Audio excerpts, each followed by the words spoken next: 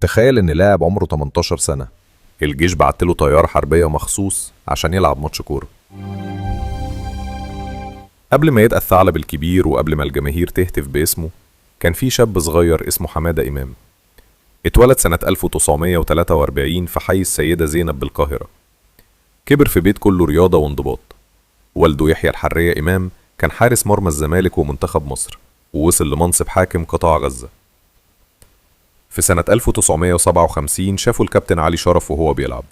موهبته كانت واضحة بشكل يخطف العين، فانضم لنشء الزمالك، وبعدها بسنة واحدة بس أصبح ضمن الفريق الأول. لكن اللحظة اللي غيرت حياته كلها حصلت سنة 60. فريق الزمالك تحت ال20 وصل نهائي كأس مصر أمام الأهلي، وكان محتاج حمادة إمام. المشكلة، حمادة كان موجود في غزة مع والده. إدارة الزمالك لجأت للمشير عبد الحكيم عامر المعروف بحبه للزمالك، فصدر قرار استثنائي، طائرة حربية تسافر لغزة وتعيد حمادة للقاهرة. وصل الشاب الصغير للمباراة وسجل 5 أهداف كاملة، 5 أهداف في نهائي أمام الأهلي.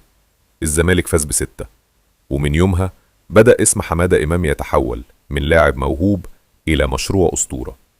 لكن اللي حصل بعد كده هو اللي خلى الناس تسميه الثعلب الكبير.